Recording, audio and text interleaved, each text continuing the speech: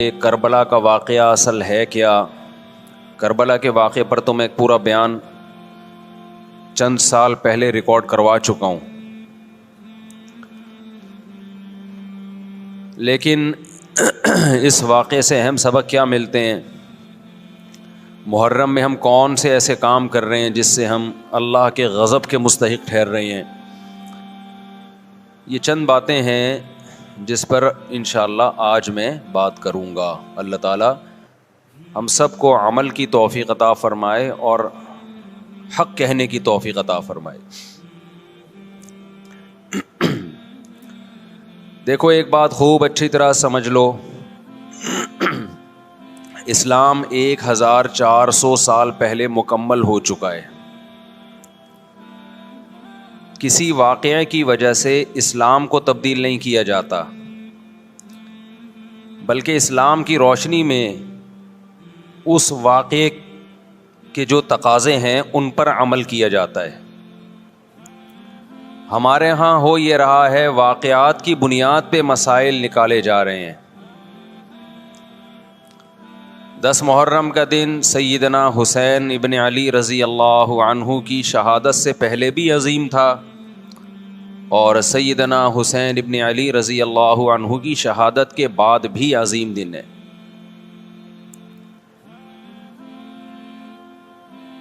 آج آپ نے ایک نعرہ بہت سنا ہوگا کہ جی اسلام میں فرقہ واریت نہیں ہے، ہم کسی فرقے سے نہیں ہیں۔ میں بار بار کہتا ہوں کہ یہ بڑا خوشنما نعرہ ہے جو سننے میں بہت اچھا لگتا ہے۔ کچھ باتیں سننے کی حد تک بہت اچھی ہوتی ہیں، لیکن پریکٹیکل لائف میں ان کی ویلیو بالکل بھی نہیں ہوتی۔ جب آپ پریکٹیکل لائف میں آتے ہیں تو پھر آپ کو یہ فیصلہ کرنا پڑتا ہے کہ آپ کس فرقے سے تعلق ہے آپ کا۔ آپ سنی ہیں، شیعہ ہیں، معتزلہ ہیں، مرجیہ ہیں، قدریہ ہیں، ناصبیہ ہیں، کیا ہے آپ کا فرقہ؟ یہ کہہ دینا آسان ہے، میرا کوئی فرقہ نہیں ہے۔ اس پر سب سے بڑا اشکال یہ ہوتا ہے، یہ میں اس لیے فرقے کی بات کر رہا ہوں کہ آپ کو بھی طے کرنا پڑے گا کہ آپ یا تو شیعہ بن جاؤ بھائی، یا سنی بن جاؤ، ایک طرف ہو جاؤ آپ۔ محرم میں شیعہ بنے ہوئے ہوتے ہیں، رمضان میں سنی بنے ہوئے ہوتے ہیں، ربیع الاول میں بریلوی بنے ہوئے ہوتے ہیں، تو پتہ ہی نہیں چلتا کہ ٹکتا ہی نہیں ہے کسی ایک جگہ۔ اس بات میں دو رائے نہیں ہو سکتی کہ سیدنا حسین رضی اللہ تعالی عنہ کو جو کربلا میں شہید کیا گیا، یہ کائنات کا بدترین ظلم تھا۔ جس نے آپ کی گردن مبارک پہ تلوار رکھی، اس کی بدبختی میں دو رائے نہیں ہو سکتی۔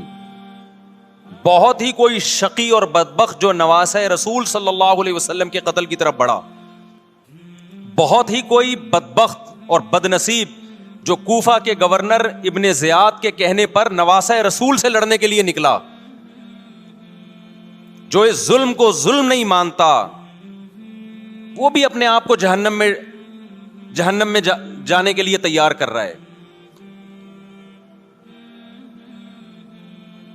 پھر کربلا میں ایک بڑا ظلم یہ ہوا کہ صرف سیدنا حسین ابن علی کو شہید نہیں کیا گیا، آپ کے ساتھ جتنے مرد تھے سب کو شہید کر دیا گیا۔ لیکن ہمیں پیغمبر صلی اللہ علیہ وسلم اور صحابہ کی سیرت میں کیا ملتا ہے؟ میں ایک آیت سے آپ کو سمجھاتا ہوں۔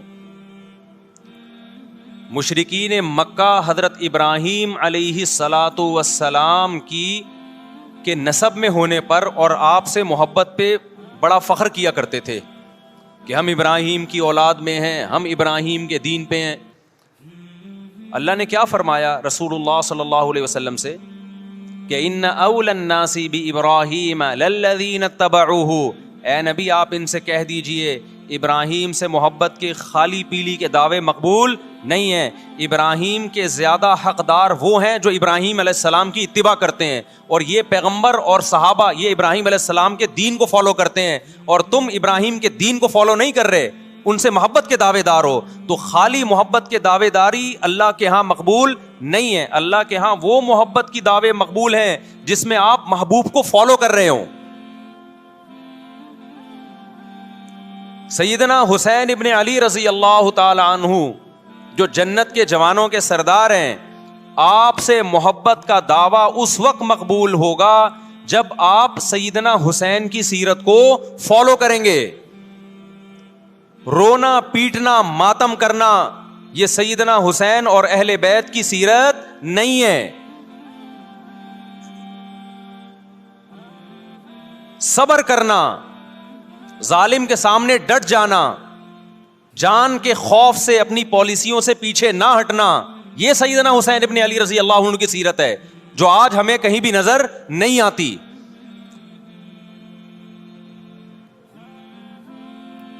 تو ہم نے بھائی دیکھنا ہے صحابہ کا طرز عمل کیا تھا. آپ بتاؤ صحابہ کو سیدنا حسین سے محبت تھی یا نہیں تھی؟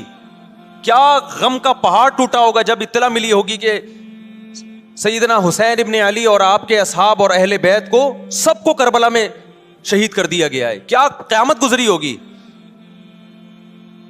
کوفہ سے ایک شخص آیا نا عبداللہ بن عمر سے پوچھنے لگا جو مارنے پر دم کا مسئلہ. انہوں نے فرمایا تم نے پیغمبر کے نواسے کو قتل کر دیا اور مسئلہ یہ پوچھ رہے ہو کہ جو مارنے پر دم آئے گا کہ نہیں آئے گا. ایک طرف تم نے پیغمبر کے نواسے کو قتل کر دیا کربلا میں اور اب ہم سے آ کے مسئلہ پوچھتے ہو جو مارنا جائز ہے یا نہیں ہے. صحابہ کے ہاں یہ غم کم غم نہیں تھا. دیکھو حضرت معاویہ رضی اللہ تعالی عنہ کے ہاتھ پہ بھی حضرت حسین نے بیعت نہیں کی لیکن بغاوت بھی نہیں کی.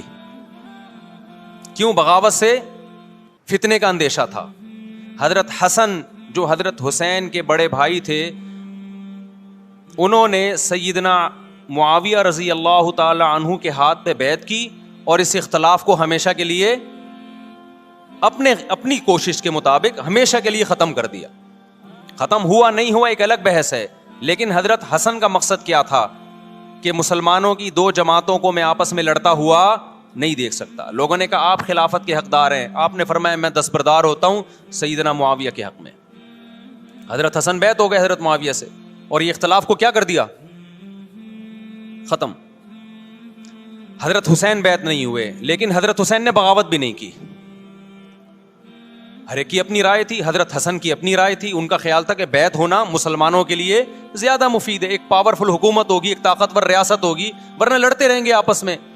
حضرت حسین کا موقف یہ تھا کہ میں بغاوت تو نہیں کروں گا لیکن بیعت بھی نہیں ہوں گا، کیونکہ اگر بیعت ہو گیا تو اس سے جو خلفائے راشدین کے دور میں جو خلیفہ کی سلیکشن کا طریقہ تھا وہ طریقہ ختم ہو جائے گا. تو میں اگر اس طریقے کو نہیں لا سکتا تو اس کے خلاف کو پروموٹ بھی نہ کروں میں. یہ بھی ایک رائے تھی. میں سمجھا پا رہا ہوں اپنی بات؟ بھائی رائے کا اختلاف ہوتا ہے نا. نبی صلی اللہ علیہ وسلم نے فرمایا اذا اجتہد المجتہد فإن اصاب فلہ اجران وإن اخطأ فلہ اجر واحد. جب کوئی مجتہد اللہ کی رضا کو سامنے رکھ کے اجتہاد کرتا ہے، صحیح اور غلط کا فیصلہ کرنے بیٹھتا ہے، رائے یعنی اس کا مقصد اللہ کی رضا ہو، تو اگر وہ درست نتیجے پہ پہنچے تو 2 ثواب، غلط نتیجے پہ پہنچے تو بھی 1 نیکی اس کو ملتی ہے، اس لیے کہ اس کے بس میں جو خیر خواہی کا کے لیے جو تھا وہ اس نے کر دیا. رائے کا اختلاف ہوتا ہے. تو حضرت حسن رضی اللہ تعالیٰ عنہ بیعت ہوئے حضرت معاویہ کے ہاتھ پہ. سیدنا حسین نہ بیعت ہوئے اور نہ آپ نے بغاوت کی، خاموشی اختیار کی. حضرت معاویہ رضی اللہ تعالی عنہ نے سیدنا حسین کو تلوار کی زور سے بیعت پر مجبور نہیں کیا بلکہ نواسہ رسول کا خیال کیا اور وصیت بھی کی لوگوں کو.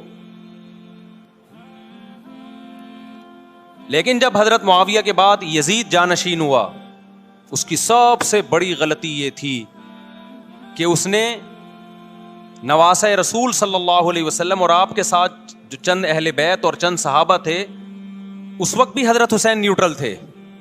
نہ حضرت حسین نے بغاوت کا ارادہ کیا اور نہ بیعت کرنے کا ارادہ کیا.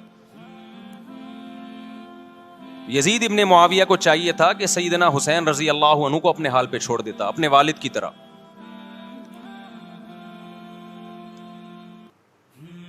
حضرت حسین رضی اللہ تعالیٰ عنہ کو جب کوفہ سے خطوط آئے، یہ میں وضاحت اس لیے کر رہا ہوں کہ حضرت حسین بغاوت کے لیے نہیں نکلے تھے، اس مسلمان حاکم کے خلاف بغاوت کے لیے نہیں نکلے تھے، کیونکہ رسول اللہ صلی اللہ علیہ وسلم کی بہت ساری صحیح حدیث ہے اس بارے میں کہ جو باغی ہے، جو ریاست کے خلاف بغاوت کرتا ہے، اس کو نبی صلی اللہ علیہ وسلم نے اس عمل کو پسند نہیں کیا. تو حضرت حسین رضی اللہ تعالیٰ عنہ کو کوفہ سے خطوط آئے کہ یہاں سارے کے سارے لوگ آپ کے ہاتھ پہ بیعت کرنے کے لیے تیار ہیں. ظاہر ہے جب کسی علاقے کے لوگ دارالخلافہ ہو اور سب بیعت ہونے کے لیے تیار ہوں تو پھر آپ کا جانا یہ بغاوت کا عمل نہیں کہلاتا.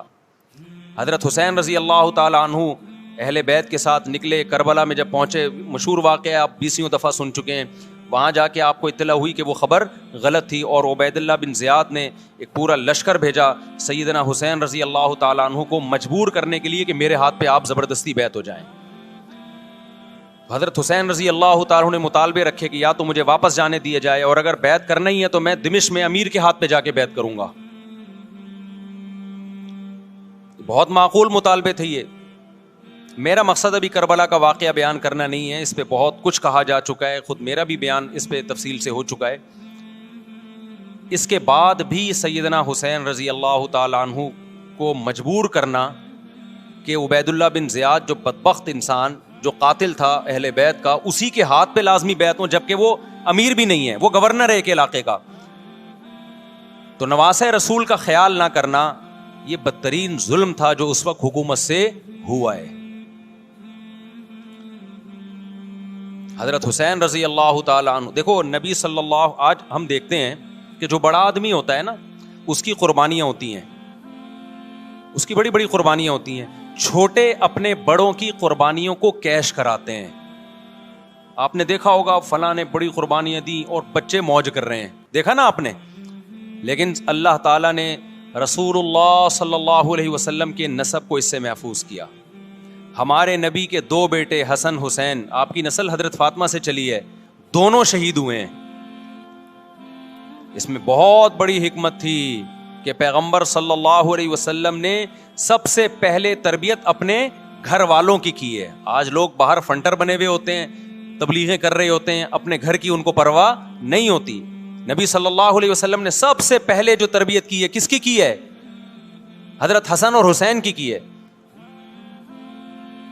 تو جب کربلا میں آپ کو چاروں طرف سے گھیر لیا گیا اور آپ کو مجبور کیا گیا کہ آپ نے ابن زیاد کے ہاتھ پہ بیعت کرنا ہے، تو آپ نے اس ذلت کو گلے لگانے سے انکار کر دیا. آپ کو 100% یقین تھا کہ اتنے بڑے لشکر کے سامنے میں ٹھہر نہیں سکتا، اسباب کی دنیا میں فتح کی امید نہیں ہے. لیکن حضرت حسین رضی اللہ تعالی عنہ نے لڑنے کا فیصلہ کر کے اور شہادت کو قبول کرنے کا فیصلہ کر کے ابن زیاد اور اس زمانے کے حکمران جو اس قتل پہ راضی تھے، قیامت تک کے لیے ان پہ لعنت کے سلسلے کا دروازہ کھول دیا. بعض دفعہ اللہ بھی یہ چاہتے ہیں کہ بدبختوں کو ڈھیل ملے تاکہ ان کا جرم سنستدرجہم من حیث لا یعلمون. قرآن کہتے ہیں نا ہم ان کو ڈھیل دیں گے، ان کو برائی میں ہم آگے بڑھنے دیں گے، ایسے بڑھنے دیں گے کہ ان کو خود بھی پتہ نہیں چلے گا، تاکہ قیامت کے دن ان کا عذاب ان کو کئی گنا بڑھا کر دیا جائے. اب میرے بھائی ہمارے لیے کیا سبق ملتا ہے؟ جب یہ واقعہ ہوا عالم اسلام میں کوہرام مچ گیا،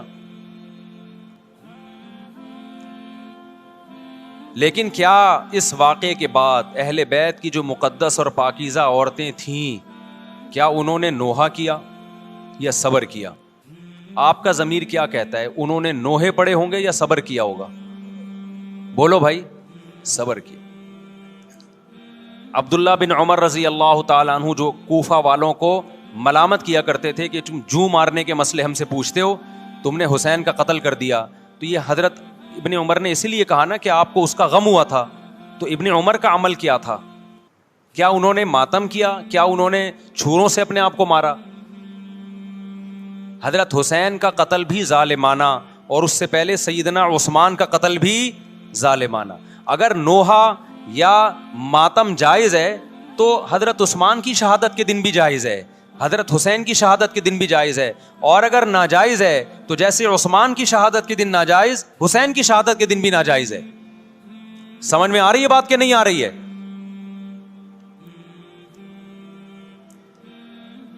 قرآن کیا کہتا ہے؟ ایسے مواقع کے بارے میں. تلک امۃ قد خلت لہا ما کسبت ولکم ما کسبتم. قرآن جب بھی پرانی امتوں کے واقعات بتاتا ہے, قرآن کہتا ہے یہ ایک قوم تھی جو گزر گئی, انہوں نے جو کیا اس کا بدلہ ان کو ملے گا, تم جو کرو گے اس کا بدلہ تمہیں ملے گا. تو ہمیں اللہ نے اس واقعے میں بھی بتا دیا کہ سیدنا حسین کا واقعہ, کربلا کا واقعہ جب سنا کرو تو یہ سوچا کرو یہ قوم تھی جو گزر گئی, جس نے اچھا کیا, حسین ابن علی نے اچھا کیا, ان کو اس اچھائی کا بدلہ ملے گا. اور جو حضرت حسین کے قتل کے حضرت سیدنا حسین کے مبارک خون سے جن کے ہاتھ آلودہ ہوئے, کیونکہ قتل کیا نا انہوں نے, تو لہا ما کسبت, ان کو اس ظلم کا بدلہ بھی ملے گا. تو ہمارا کام کیا ہے؟ ہم نے فالو کرنا ہے حسین کے راستے کو, نہ کہ حسین کے نام پہ ہم نے ماتم کرنے ہیں. حسین کا راستہ کیا ہے جس کو ہم نے فالو کرنا ہے؟ اب میں چند چیزیں آپ کو بتاتا ہوں. سب سے پہلا سبق جو ہمیں کربلا میں ملتا ہے کہ عزت اور دین, ایک طرف دنیا ہے. دیکھو اگر حضرت حسین رضی اللہ تعالیٰ عنہ ابن زیاد کے ہاتھ پہ جا کے بیعت ہو جاتے, آپ کیا سمجھتے ہو بے تحاشا مال و دولت حضرت حسین پہ خرچ نہیں کرتا کیا وہ؟ جب ایک بڑا آدمی کسی کے ہاتھ پہ بیعت ہوتا ہے تو اس کو بھی تو فائدہ ہوتا ہے نا اس سے. اور کیا حضرت حسین کو یقین نہیں تھا کہ کربلا میں شہید ہو جاؤں گا؟ فتح اور نصرت کی اسباب کی دنیا میں کوئی امید نہیں تھی, مگر آپ نے اہل بیت کو کربلا میں رسوا کرنے پر عزت کی موت کو ترجیح دی ہے. آج اگر آپ میں یہ ظرف ہے کہ آپ عزت کی موت کو ذلت کی زندگی پر ترجیح دیتے ہو تو پھر آپ حسینی ہو. نہیں آئی بات میرا خیال ہے سمجھ.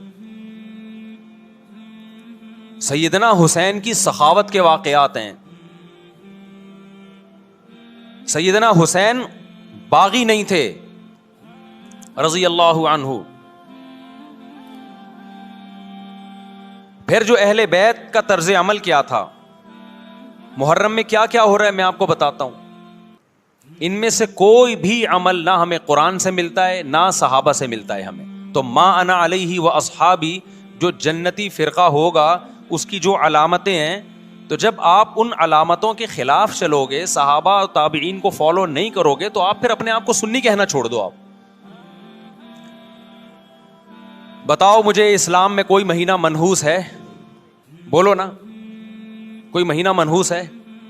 تو آپ محرم کو منحوس کیوں کہتے ہو؟ لوگ مجھے کہتے ہیں مفتی صاحب فرقہ واریت پھیلا رہے ہیں. دیکھو فرقہ واریت جب پھیلا رہا ہوں جب میں کسی فرقے کے خلاف آپ کو کر رہا ہوں. میرے بیان شیعہ لوگ بھی سنتے ہیں, ملتے بھی ہیں. بہت دفعہ ایئرپورٹ پہ ملاقات ہوئی, بڑی عزت سے ملے, میں شیعہ ہوں لیکن آپ سے محبت کرتا ہوں. یہاں مسجد میں بھی آتے ہیں, میں نے کبھی کسی پہ طنز نہیں کیا. اس لیے میں بار بار کہتا ہوں جو شیعہ کا مذہب ہے اس کو کرنے دو. وہ سبیلے لگاتے ہیں, آپ ان کو مت چھیڑو, جا کے تنگ نہ کرو ان کو. وہ ماتم کرتے ہیں, آپ ان کو مت چھیڑو.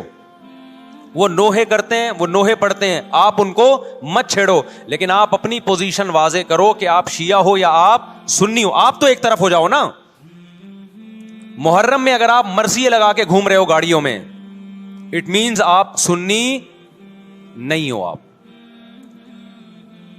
نبی صلی اللہ علیہ وسلم کی حدیث ہے ہمارے پاس, ہم اہل سنت والجماعت ہیں, ہم سنت کو فالو کرتے ہیں. تو سنت کیا کہتی ہے؟ میتوں پہ گریبان چاک کرنا, میتوں پہ چیخو پکار کر کے رونا. آپ نے فرمایا لیس منا, وہ ہم میں سے نہیں ہے. اور اس عمل پہ آپ صلی اللہ علیہ وسلم نے لعنت فرمائی ہے. لوگ کہتے ہیں حسین کی یاد میں رونا نبی کی سنت ہے. نبی صلی اللہ علیہ وسلم کو جب جبریل نے بتایا کہ حسین شہید ہوں گے, آپ روئے, اس لیے کہ اس وقت آپ کو یہ خبر ملی تھی. لیکن کیا ہر محرم میں آپ نے رونے کا پروگرام کیا ہے یا صحابہ کو بیٹھ کے باقاعدہ رلایا ہے آپ نے؟ کیا ہو گیا بھائی؟ آپ کو بھی جب کربلا کا واقعہ کی خبر ملی آپ کی آنکھوں میں آنسو آ جائے, یہ نیچرل ہے, یہ حسین سے محبت کی علامت. لیکن ہر محرم میں باقاعدہ بٹھا کے رونے کا پروگرام کرنا یہ حسین سے محبت کی علامت نہیں ہے, بلکہ شریعت میں ناجائز ہے یہ غموں کو بڑھانا. یہ کہاں سے جائز ہو گیا؟ حضرت عثمان بھی تو شہید ہوئے تھے, نبی صلی اللہ علیہ وسلم کے داماد تھے. ان کی یاد میں آپ رونے کو سنت کیوں نہیں کہتے؟ ہماری نظر میں حسین کا قتل بھی بہت بڑا ظلم اور سیدنا عثمان کا قتل بھی بہت بڑا ظلم تھا. دونوں مظلوم تھے, دونوں مظلوم شہید تھے, ہمیں دونوں کی شہادت پہ غم ہے, لیکن اب اس غم کو مناتے نہیں ہیں. اسلام میں غم منانا سنت نہیں ہے. دیکھو جعفر طیار رضی اللہ عنہ, نبی کے چچا زاد بھائی, اہل بیت, جب آپ صلی اللہ علیہ وسلم نے ان کو لڑائی کے لیے میدان جنگ میں بھیجا, رومیوں سے لڑائی تھی, حضرت جعفر طیار کی 4 بیویاں تھیں. جب نبی صلی اللہ علیہ وسلم مسجد نبی میں بیٹھے, آپ کو فرشتوں نے اطلاع دی کہ جعفر طیار شہید ہو گئے. آپ صلی اللہ علیہ وسلم کی آنکھوں سے آنسو, یہ آنسو اس وقت نکلے جب عین شہادت کی اطلاع ملی ہے. اس وقت آنسوؤں کا نکلنا محبت کی علامت ہے. آپ نے صحابی رسول کو بھیجا کہ جاؤ آپ کی زوجات کو, بیویوں کو جا کے خبر دو کہ جعفر طیار شہید ہو گئے.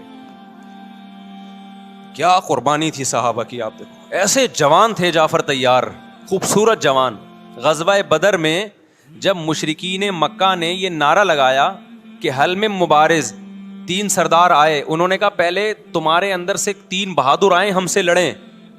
دیکھو عربوں میں یہ ہوتا تھا کہ جب جنگ کے لیے 2 فوجیں آمنے سامنے کھڑی ہوتی تھیں تو پہلے دونوں طرف کے بہادر ترین لوگوں کی لڑائیاں ہوتی تھیں کہ جب تک دونوں میں سے ایک قتل نہیں ہوگا لڑائی شروع نہیں ہوگی. تو آپ کو پتا ہے کہ اس میں بہادر ترین لوگ نکلیں گے نا, جو لڑنا جانتے ہوں. مشرکین مکہ کی طرف سے 3 یا 4 بڑے بڑے سردار آئے لڑائی سے پہلے, بدر میں لڑائی سے پہلے. انہوں نے نعرہ لگایا حل میں مبارز, کوئی ہے تم میں جو پہلے ہم سے لڑے. یعنی ادھر سے ہم 3 ہیں تو ادھر سے بھی کتنے چاہیے, 3 بندے. ادھر سے انصار صحابہ آئے. مشرکین مکہ نے کہا لیسو بی اکفائنا, یہ ہمارے جوڑ کے نہیں ہیں, قریشی ہاشمی چاہیے ہمیں, ہمارے نسب کے لوگ ہونے چاہیے. تو ادھر سے نبی صلی اللہ علیہ وسلم نے حضرت علی کو بھیجا اور حضرت جعفر طیار کو بھیجا. جن صحابہ کو بھیجا ان میں حضرت جعفر طیار بھی تھے. حضرت جعفر طیار رضی اللہ تعالی عنہ اور سیدنا علی مقابلے میں غالب آ گئے. خوبصورت صحابی, نجاشی کے سامنے آپ نے تقریر کی ہے, ہجرت کی ہے نا جب حبشہ کی طرف, تو نجاشی نے پوچھا جعفر طیار سے کہ تمہارے پیغمبر جو کلام لے کر آئے ہیں وہ سناؤ. حضرت جعفر طیار رضی اللہ تعالی عنہ نے سورہ مریم پڑھنا شروع کر دی. کاف ہا یا عین صاد, ذکر رحمت ربک عبدہ زکریا اذ نادى ربه نداء خفيا قال رب اني وهن العظم مني واشتعل الراس شيبا ولم اكن بدعائك رب شقيا واني خفت الموالي من ورائي وكانت امراتي عاقرا فهب لي من لدنك وليا.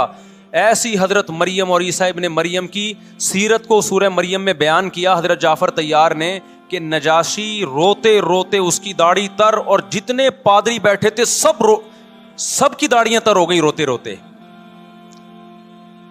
تو یہ تقریر جو نجاشی کے اسلام کا سبب بنے, بادشاہ کو مسلمان کرنے والے کون تھے؟ حضرت جعفر طیار. اور آپ کے چھوٹے چھوٹے بچے, 4 جوان بیویاں ہوں, چھوٹے چھوٹے بچے ہوں, اور ایسے میں میدان جنگ میں لڑتے ہوئے شہید ہو جائیں تو پیغمبر اور صحابہ پہ کیا قیامت ٹوٹی ہوگی. لیکن ہمارے نبی صلی اللہ علیہ وسلم کی آنکھوں سے کیا تھے؟ صرف آنسو موتی کی طرح ٹپک رہے تھے. اور آپ صحابہ کو اطلاع دے رہے تھے کہ جعفر طیار شہید ہو گئے اور جاؤ ان کے گھر والوں کو بتا کے آ جاؤ. کتنی بڑی قربانی ہے یا نہیں ہے؟ جب خبر دینے والا آپ کی ازواج کو بتا کے آیا کہ جعفر طیار شہید ہو گئے تو آپ کے گھروں سے خواتین کے رونے کی آوازیں آئیں. آپ صلی اللہ علیہ وسلم نے فرمایا ان سے بولو کہ اپنی آواز کو پست کرو. پھر چیخو پکار کی آواز آئی تو آپ نے فرمایا کہ اگر دوبارہ چیخو پکار کی آواز آئے تو ان کے منہ پہ خاک پھینک دو. وہ شہید کی بیوہ تھیں, اور شہید بھی کتنے مقدس, ان کو بھی نبی صلی اللہ علیہ وسلم نے نوحہ کرنے کی اجازت نہیں دی. اس دن جس دن غم پہنچا ہے اس دن بھی چیخو پکار کی اجازت نہیں دی ہے. تو آپ بتاؤ اگلے سال اس تاریخ کو چیخو پکار کی کیسے اجازت مل جاتی؟ نہیں آئی میرا خیال ہے بات سمجھ میں. جب غم پہنچا ہے اس وقت چیخنے چلانے کی اجازت نہیں ہے. چھوٹے چھوٹے یتیم بچے حضرت جعفر طیار کے, چھوٹے چھوٹے یتیم بچے, کتنا غم ہوتا ہے جب چھوٹے چھوٹے بچے, ان کا باپ دنیا سے چلا جائے, کتنا ترس آتا ہے ان کے اوپر. تو ہمارے نبی کو بھی ان یتیم بچوں پہ بھی ترس آیا, ان بیواؤں پہ بھی ترس آیا, لیکن نہ نبی صلی اللہ علیہ وسلم چیخو پکار کر کے خود روئے اور نہ آپ نے ان کی ازواج کو رونے کی اجازت دی ہے. سمجھ میں نہیں آ رہی میرا خیال ہے بات.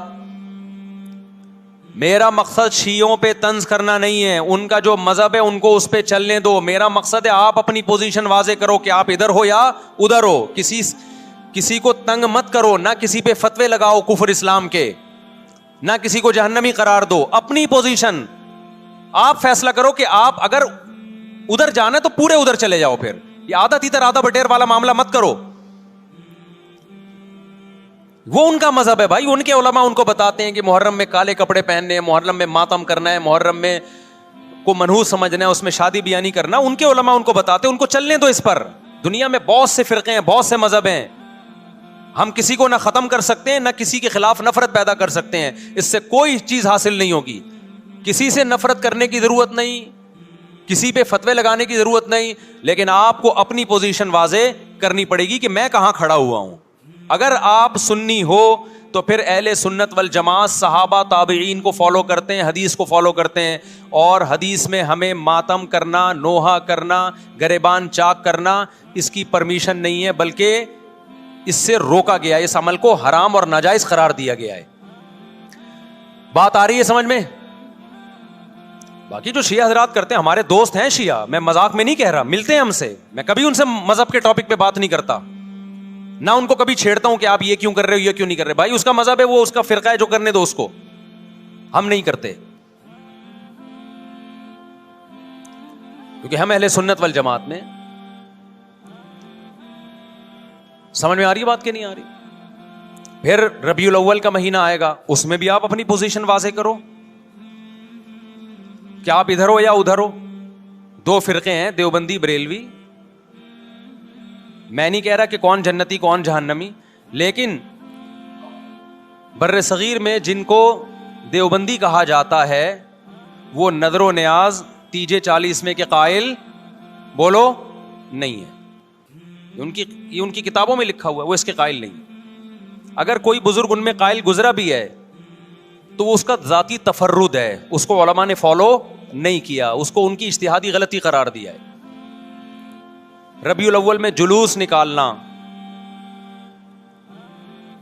یا مزار بنانا یا مزاروں پہ جانا اس نیت سے کہ وہاں جا کے ہم کوئی قوالی پڑھیں گے یا کچھ بھی, ہمارے ہاں قبرستان جانا صرف اس لیے ہے کہ آخرت کی یاد تازہ ہو, بس. اس کے علاوہ اور کوئی کانسیپٹ نہیں ہے. ہمارے ہاں قبر ایک بالش سے زیادہ اونچی بنانا جائز بولو نا نہیں ہے. قبر پکی کرنا جائز نہیں ہے. تیجے 40 میں کرنا جائز بولو نہیں. آج ایک صاحب آئے, کہنے لگے میری ساس کا 40واں ہے, فجر میں کہنے لگے مجھے, کہہ رہے میں نہیں گیا تو بڑا مسئلہ ہو جائے گا. میں نے کہا بھائی ایک فیصلہ کرو, گرین چینل یا وائٹ چینل, ایک طرف ہو جاؤ بھائی, کیونکہ وائٹ چینل میں یہ جائز نہیں ہے, نہ 40واں ہے نہ تیجا ہے. اب لوگ مذاق اڑاتے ہیں مر گیا مردود نہ فاتحہ نہ درود.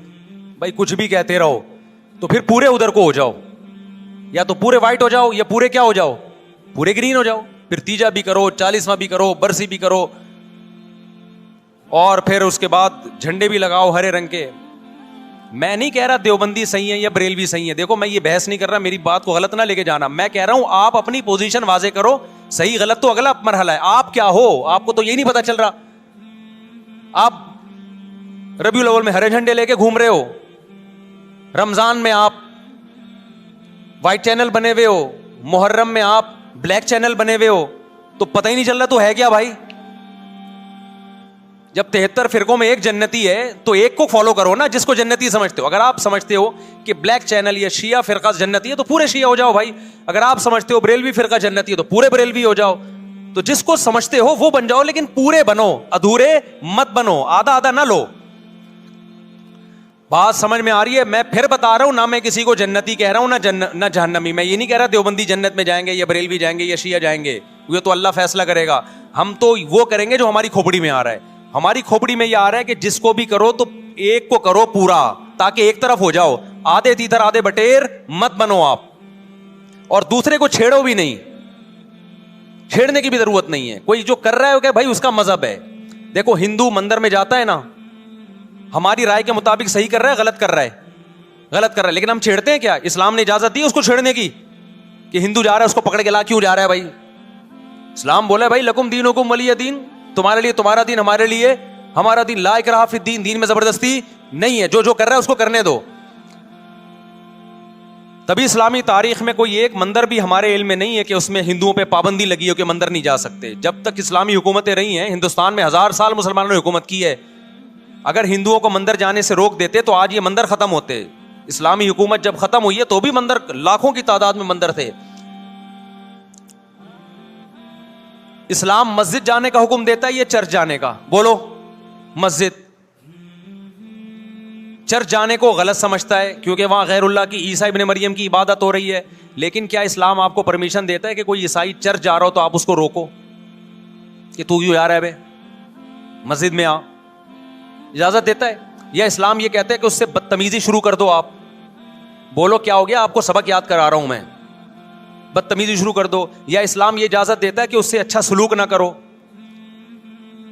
قطعاً اجازت نہیں، بلکہ قرآن تو کہہ رہے ہیں ان اللہ یحب المقسطین. جو غیر مسلم تم سے لڑ نہیں رہے میدان جنگ میں، ان سے تمہیں اچھا سلوک کرنا پڑے گا، کیونکہ اللہ اچھا سلوک کرنے والوں کو پسند کرتا ہے. صحابہ کرام غیر مسلموں کو بھی ہدیے دیا کرتے تھے.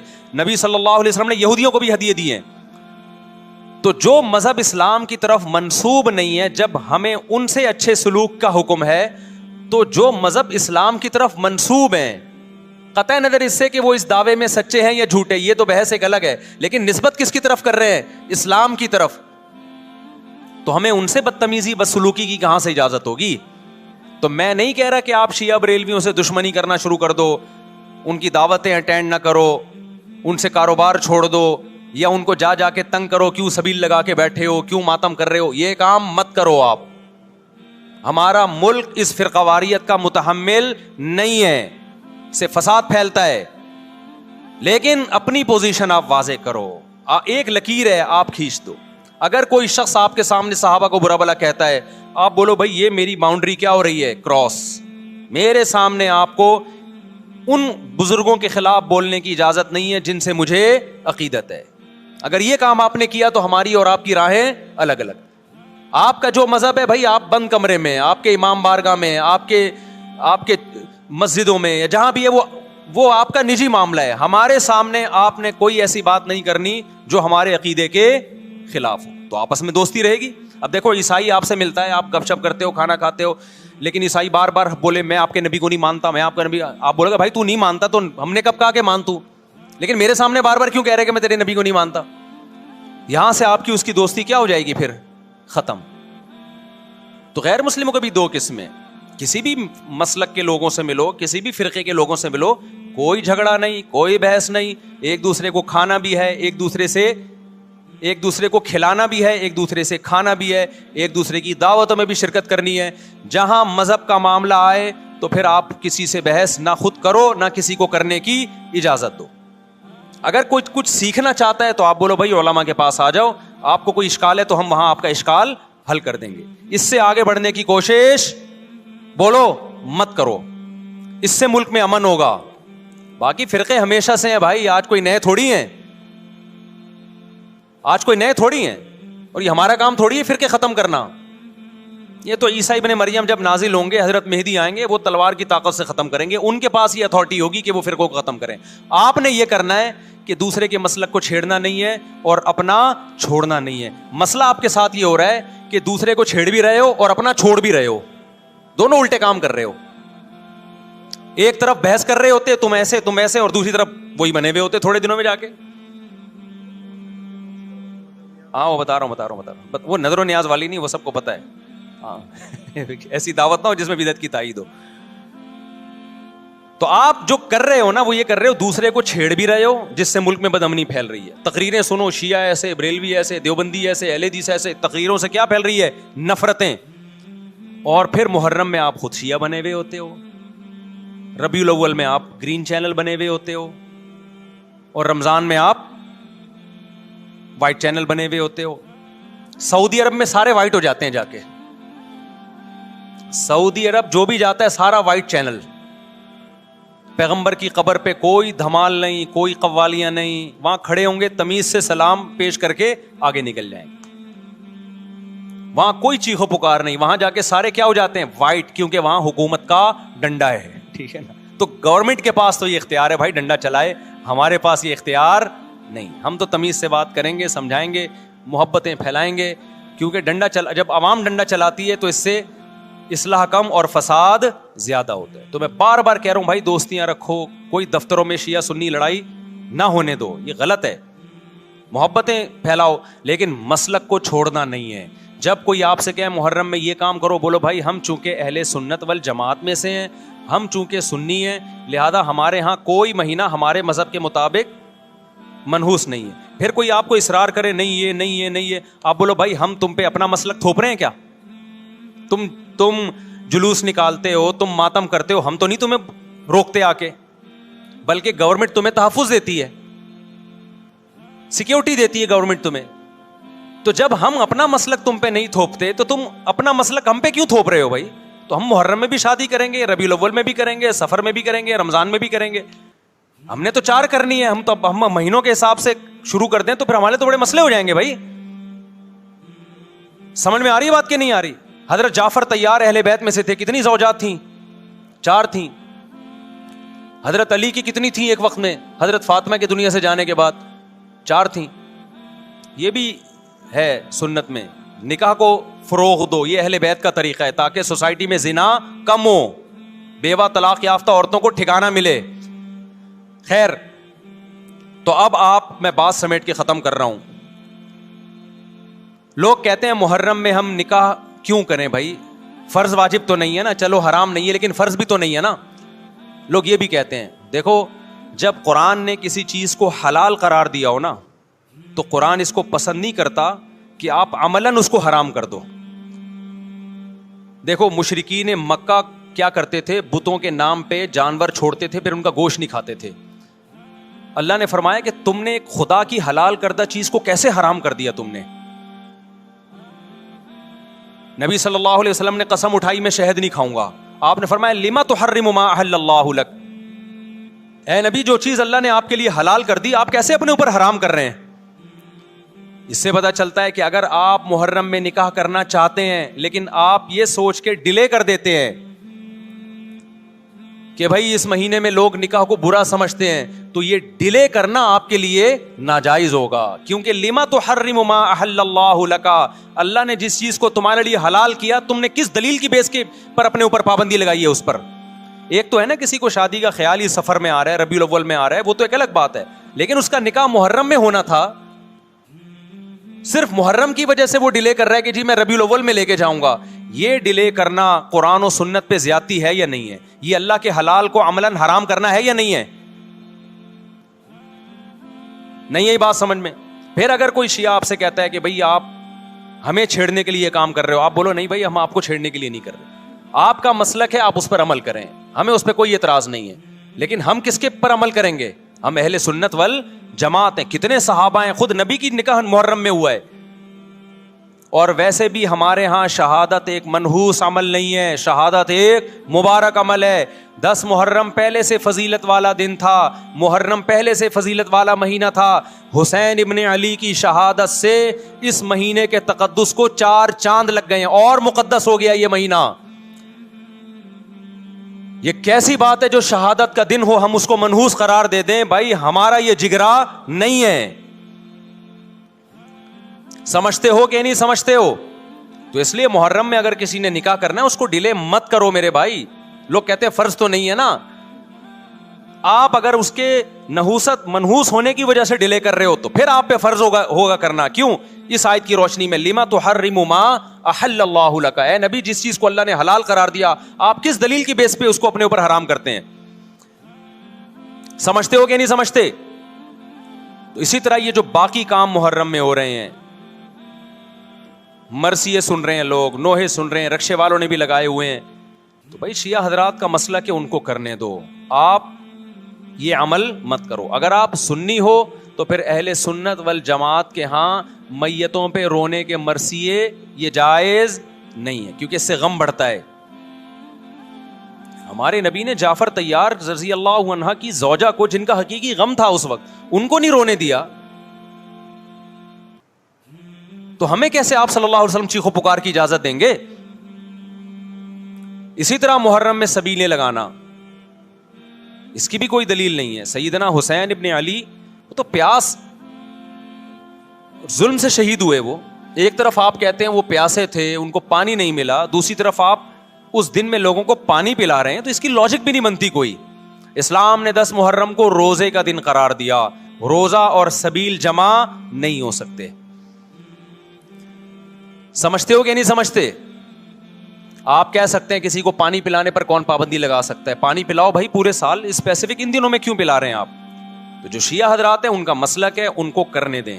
میں بار بار اس لیے کہہ رہا ہوں ایسا نہ ہو چھیڑ چھاڑ شروع کر دے جا کے، پہلے ہی ملک میں لڑائیاں بہت ہو رہی ہیں، دوبارہ ایک نئی جا کے پتا یہاں بھی سبیل لگی ہوئی ہے، جا کے ان کو چھیڑنا شروع کر دو، سبیل کیوں لگا؟ چھیڑنے کی اجازت نہیں ہے کسی کو، آپ نہ لگائیں نہ پئیں، بولے بھائی ہمارے لیے محرم ایسا ہے جیسے دوسرے مہینے ہوتے ہیں، 4 مہینے محترم ہے، محرم، رجب، ذی-قعدہ، ذی الحجہ، تو جتنا ذی-قعدہ ذی الحجہ ہے اتنا ہی محرم اور رجب ہے، تو جیسے ان مہینوں میں نارمل رہتے ہو اسی ان میں بھی ہم نے ایسے ہی رہنا ہے۔ سمجھتے ہو کہ نہیں سمجھتے ہو؟ اور حلیم کی دیگیں مت پکاؤ محرم کی راتوں میں، حلیم کھا سکتے ہو جب چاہو اس خاص ان دنوں میں، اور ویسے بھی جو لوگ پوری رات حلیم کے دیگڑے میں گھوٹے لگاتے ہیں صبح روزہ نہیں رکھتے ہو۔ کیا خیال ہے جب آپ پوری رات دیگڑے میں گھومتے رہو گے؟ دیکھا نہیں ہے پوری رات دیکھ کے اندر گھومتے رہتے ہیں، جیسے موت کے کنویں میں نہیں بائک چلاتا بندہ، تو صبح روزہ رکھے گا ایسا آدمی؟ تو یہ ساری چیزیں آپ کو اس کام سے روکتی ہیں جو سنت سے ثابت۔ تو اللہ تعالی ہمیں محرم میں وہ کچھ کرنے کی توفیق عطا فرمائے جس کی ہمیں اللہ، اس کے رسول اور صحابہ نے پرمیشن دی ہے، اور ان تمام باتوں سے اللہ ہمیں بچنے کی توفیق عطا فرمائے جس سے اللہ، اس کے رسول اور صحابہ نے ہمیں بچنے کا حکم دیا ہے۔ اللہ تعالیٰ سمجھنے کی، عمل کی توفیق عطا فرمائے۔ وما علینا الا البلاغ۔